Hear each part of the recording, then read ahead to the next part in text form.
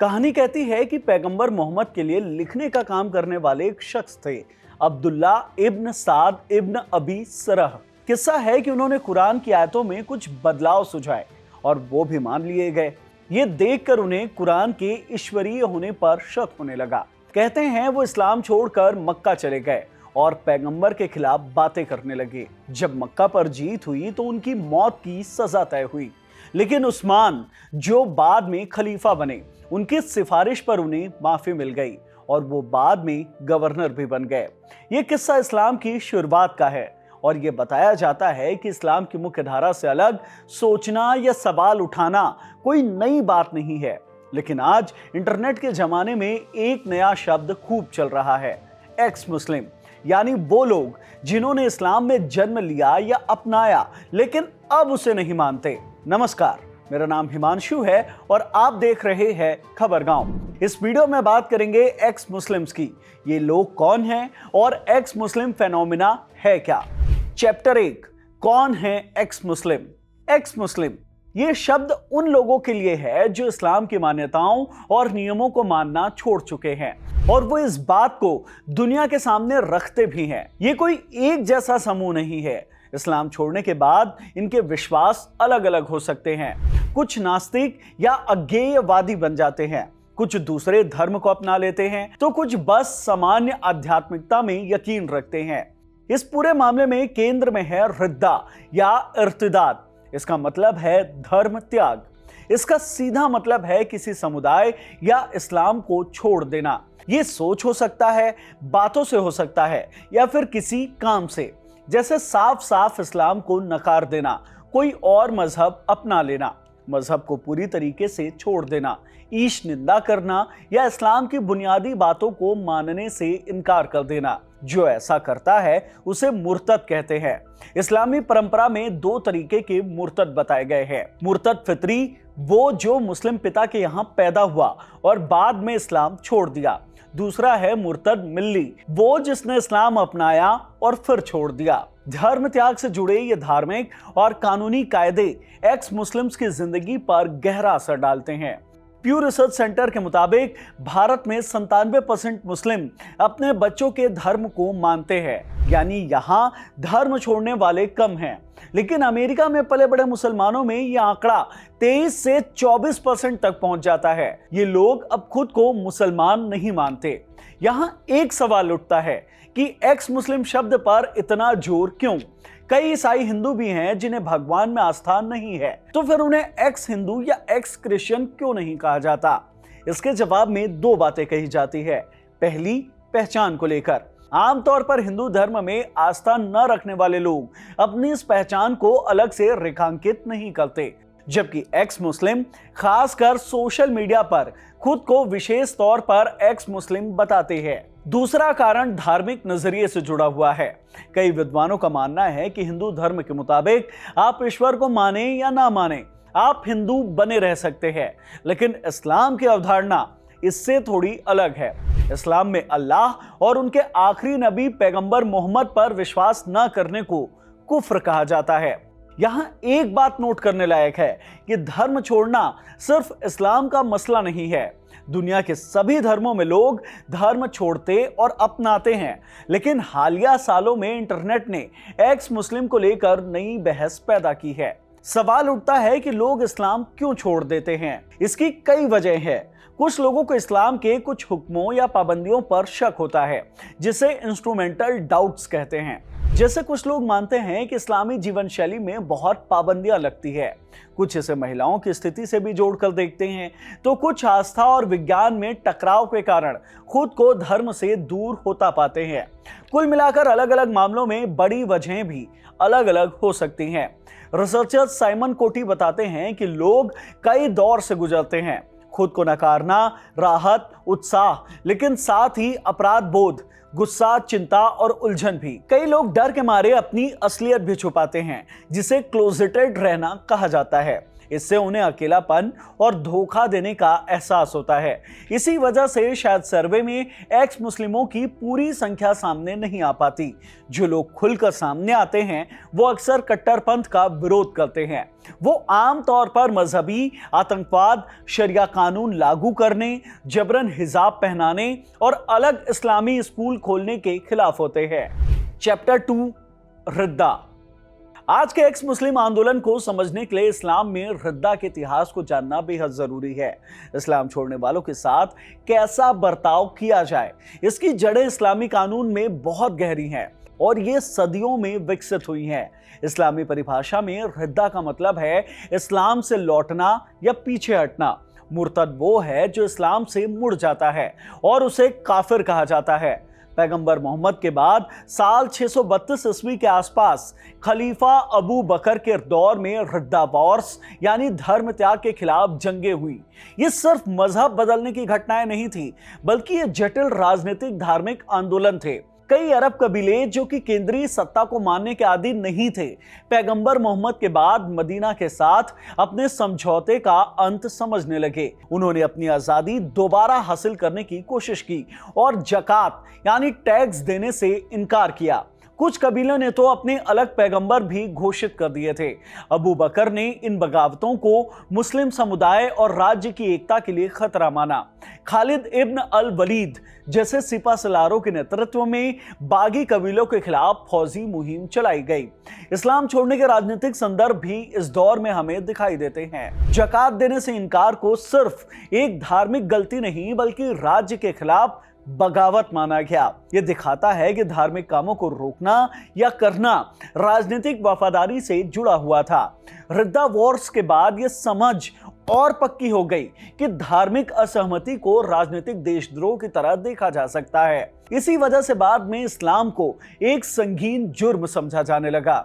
अगली कई सदियों में विकसित हुए इस्लामिक कानून ने धर्म त्याग पर काफी हद तक सख्त रुख अपनाया। 19वीं सदी के आखिरी तक ज्यादातर सुन्नी और शिया फकीर मानते थे कि अगर कोई बालिग मर्द इस्लाम छोड़े तो यह सिर्फ गुनाह नहीं बल्कि एक जुर्म है और इसकी सजा मौत है। सजा से पहले अक्सर तौबा करने और इस्लाम में वापस आने का मौका दिया जाता था। हालांकि अलग अलग इस्लामी स्कूलों में थोड़े फर्क थे। हनफी स्कूल मर्दों के लिए मौत की सजा बताता था, लेकिन औरतों को कैद और कोड़े मारने की सजा दी जाती थी। दूसरे स्कूल जैसे शाफई और हम्बली अक्सर मर्द और औरतों दोनों के लिए मौत की सजा मुकर्रर करते थे। जाफरी स्कूल भी फर्क करता है और मुसलमान पैदा हुए मर्दों के लिए मौत की सजा बताता है, जबकि औरतों को ताउम्र कैद की सजा दी जा सकती है। ज्यादातर स्कूल सजा देने से पहले तौबा करने के लिए कुछ वक्त देते थे। मौत की सजा के अलावा सभी स्कूलों में भारी दीवानी सजाएं भी सुनाई जाती थी, यानी कि सिविल। इसमें धर्म त्यागी की जायदाद जब्त करना, शादी रद्द होना, विरासत के हक छिन जाना और बच्चों की कस्टडी भी छिन जाना जैसे सजा शामिल थे। ये सजाएं भी बहुत भारी थी। इन कानून को इतिहास में कैसे लागू किया गया, ये तस्वीरें भी पेचीदा है। कुछ विद्वान जैसे बर्नौल्ड लुइस कहते हैं कि इतिहास में धर्म त्याग के लिए मौत की सजा बहुत कम दी गई। सादत कादरी कहते हैं कि ऐसा शायद इसलिए भी था क्योंकि माना जाता था कि अगर कोई आरोपी शहादा यानी कि इस्लामिक विश्वास की घोषणा पढ़ ले तो उसे माफ करना ही पड़ता था और असली सजा आखिर तक के लिए टाल दी जाती थी। कुरान की बात करें तो कई आयतें हैं जो धर्म त्याग का जिक्र करती हैं। इनमें अक्सर ईश्वरीय क्रोध, मरने के बाद सजा की चेतावनी और तौबा कबूल न होने की बात है। कुछ इस्लामी विद्वानों ने इन आयतों की व्याख्या इस तरह की है कि इस्लाम छोड़ने पर कठोर दंड को सही ठहराती हैं, लेकिन ये व्याख्या सब नहीं मानते। कई आधुनिक विचारक कुरान की उन आयतों पर जोर देते हैं जो कहती है कि धर्म में कोई जबरदस्ती नहीं। उनका कहना है कि कुरान में धर्म त्याग के लिए दुनिया में कोई खास सजा, खासकर मौत की सजा नहीं बताई गई है। कुरान की इन अलग अलग व्याख्याओं की वजह से धर्म त्याग पर क्या रवैया होना चाहिए, इस पर बहस आज भी जारी है। मॉडर्न हिस्ट्री पर आए तो 19वीं सदी के आखिर में मुस्लिम दुनिया के कई हिस्सों में धर्म त्याग के लिए आपराधिक सजाएं कम होने लगी। औपनिवेशिक दौर यानी कॉलोनियल एरा में भी इसमें भूमिकाएं निभाई गई। पश्चिमी ताकतों के दबाव में ऑटोमन साम्राज्य ने 1844 में एडिक्ट ऑफ टॉलरेशन जारी किया और मौत की सजा खत्म कर दी गई। हालांकि इसका असर मिला जुला रहा और जुल्म जारी रहे, खासकर सुल्तान अब्दुल हमीद द्वितीय के दौर में। 1988 में सलमान रुश्दी की किताब सैटेनिक वर्सेस से जुड़ा विवाद एक बड़ा मोड़ था। ईरान के अयातुल्लाह खमैनी ने रुश्दी के खिलाफ मौत का फतवा जारी किया। इस घटना ने इब्न बर्राक जैसे लोगों को रुश्दी के बचाव में लिखने के लिए उकसाया। उनकी किताब why I am not a Muslim 1995 में आई, जो एक्स मुस्लिम नजरिए से इस्लाम की बड़ी आलोचना थी। 1989 में द ऑब्जर्वर में छपे एक खत ने बताया कि रुश्दी के काम ने कई डरे हुए एक्स मुस्लिमों को आवाज दी। इब्न बर्राक ने 1998 में institute for the secularisation of Islamic society की नींव रखी, जो धर्म त्यागियों के हक की बात करता था। ये एक्स मुस्लिम पहचान को एक संगठित आवाज देने की शुरुआती कोशिश थी। 9/11 के बाद के दौर 2001 से 2006 के बीच ने भी एक्स मुस्लिम आवाजों को ज्यादा जगह दी, क्योंकि इस्लाम और कट्टरपंथ पर दुनिया भर में बहस तेज हो गई थी। चैप्टर 3, आज के एक्स मुस्लिम। 21वीं सदी में एक्स मुस्लिम ज्यादा संगठित और मुखर हुए हैं। इनका बड़ा श्रेय इंटरनेट और टेक्नोलॉजी को जाता है। आज दुनिया भर में इनके संगठन हैं। ये ऑनलाइन प्लेटफॉर्म का खूब इस्तेमाल करते हैं और एक्स मुस्लिम के लिए आवाज उठाते हैं। स्ट्रक्चर्ड संस्थाओं को देखें तो 2007 में यूरोप में कई अहम संगठन बने। जर्मनी में central council of ex Muslim, Britain में council of ex Muslim of Britain, Netherlands में central committee for ex Muslims, जो 2008 में बंद हो गई। इसके बाद अमेरिका, ऑस्ट्रिया, बेल्जियम, स्विट्जरलैंड और पाकिस्तान, सिंगापुर, मोरक्को, तुर्की, भारत, ऑस्ट्रेलिया जैसे कई देशों में संगठन बनाए गए। X Muslim of north America ये आज सबसे जाने माने संगठनों में से एक है। इसे 2013 में सारा हैदर और मोहम्मद सैयद ने शुरू किया था। यह अमेरिका और कनाडा में लोकल सपोर्ट्स चैप्टर चलाता है। इसके करीब 25 शहरों में चैप्टर हैं, 1000 वॉलंटियर और 4000 सदस्य हैं। इन संगठनों का उद्देश्य है इस्लाम छोड़ने वालों को सपोर्ट देना, क्योंकि अक्सर कंजर्वेटिव सोसाइटीज में धर्म त्यागने पर कई तरह की मुश्किलों का सामना करना पड़ता है। मुस्लिम बहुल देशों की बात करें तो कम से कम 10 देशों में धर्म त्याग के लिए मौत की सजा है। कई दूसरे देशों में जेल, जुर्माना, शादी रद्द होना और बच्चों की कस्टडी छीनने जैसी सजाएं दी जाती हैं। अफगानिस्तान में मौत की सजा है। अल्जीरिया में ईश निंदा पर 5 साल तक की जेल हो सकती है। ईरान में धर्म बदलने वालों पर अक्सर ईश्वर से दुश्मनी का आरोप लगता है, जिसकी सजा मौत हो सकती है। कानून से ज्यादा समाज का डर है। धर्म छोड़ने पर दोहरी जिंदगी जीनी पड़ती है। परिवार और समाज उन्हें नकार देता है, धमकाता है और हिंसा भी करता है। प्यू सर्वे के मुताबिक अफगानिस्तान में 78% लोग धर्म त्याग के लिए मौत की सजा का समर्थन करते हैं। मोरक्को में उलेमाओं ने भी मौत की सजा की वकालत की है। पश्चिमी देशों में देखें तो यहाँ कानून तो बचाता है, लेकिन परिवार और समाज का दबाव कम नहीं है। EXMNA की अपोस्टेट रिपोर्ट बताती है कि लोगों को भावनात्मक ब्लैकमेल, दोस्तों का छूटना 62%, गालियां 61%, परिवार का त्याग 45%, शारीरिक हिंसा 13% और हिंसक धमकियां 34% का सामना करना पड़ता है। मुस्लिमों के लिए ये और भी मुश्किल हो सकता है। इसे अक्सर परिवार की इज्जत से जोड़ दिया जाता है। इसके बावजूद एक बड़ा वर्ग है जो खुद को एक्स मुस्लिम कहता है। एक्स मुस्लिम आंदोलन का एक दूसरा पहलू भी है। कुछ लोग कहते हैं कि एक्स मुस्लिम इस्लाम को गलत समझते हैं या उसे बदनाम करते हैं। याकिन इंस्टीट्यूट जैसे कुछ संगठन कहते हैं कि इस्लाम छोड़ने की वजह असली शक नहीं, बल्कि निजी दुख या दिमागी परेशानी होती है। EXMNA इसकी आलोचना करता है। सबसे बड़ा आरोप यह है कि आंदोलन इस्लामोफोबिया को हवा देता है। यास्मीन मोहम्मद जैसी एक्टिविस्ट पर भी इस्लामोफोबिक होने के आरोप लगे हैं। सेकुलर या अकादमिक जगत से एक आलोचना होती है कि एक्स मुस्लिम इस्लाम की एक तरफा और नकारात्मक तस्वीर पेश करते हैं। प्रोफेसर जोसेफ ब्लैकहोम कहते हैं कि एक्स मुस्लिम जैसी पहचान सांस्कृतिक नुकसान भी कर सकती है। कुछ मानते हैं कि यह कहानियां एक खास नैरेटिव बनाती है जो इस्लाम को पिछड़ा हुआ दिखाता है।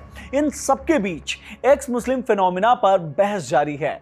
आंकड़ों पर नजर डाले तो प्यू रिसर्च ने अमेरिका में पाया कि मुस्लिम के तौर पर पले बढ़े 23% से 24% युवा अब खुद को मुस्लिम नहीं मानते। इनमें से 55% किसी धर्म से नहीं जुड़े, जबकि 22% ईसाई बन गए। सऊदी अरब में 2012 के विन गैलप सर्वे में 5% लोगों ने खुद को नास्तिक और 19% ने गैर धार्मिक बताया। 2020 में गमान ने ईरान में रिसर्च की, जिसके मुताबिक 47% ईरानियों ने धर्म छोड़ने या बदलने की बात कही और सिर्फ 32% ने खुद को शिया मुस्लिम बताया। ईरान के एक मौलवी ने भी माना कि मस्जिदों में लोग कम हो गए हैं। अरब बैरोमीटर ने पाया कि 2013 से 2018-19 तक अरब देशों में गैर धार्मिक लोग 8% से बढ़कर 13% हो गए हैं। हालांकि 2021-22 में यह आंकड़ा थोड़ा कम हुआ है, जो दिखाता है कि ये रुझान बदलते रहते हैं। ये एक जटिल मुद्दा है जिस पर बहस जारी है, लेकिन इस बात से भी इनकार नहीं किया जा सकता कि प्यू रिसर्च के अनुसार इस्लाम दुनिया में सबसे तेजी से फैलता हुआ धर्म है और जल्द ही ये ईसाई धर्म को पछाड़कर दुनिया का सबसे ज्यादा अनुयायियों वाला धर्म बन सकता है। इस वीडियो में इतना ही। इस वीडियो के लिए रिसर्च की थी हमारे साथी कमल ने, इसे रिकॉर्ड किया था हमारे साथी सर्वेश ने। यहाँ मिली जानकारी पसंद आई हो तो इसे लाइक करें, शेयर करें, साथ ही हमारे चैनल खबरगांव को जरूर सब्सक्राइब करें। धन्यवाद।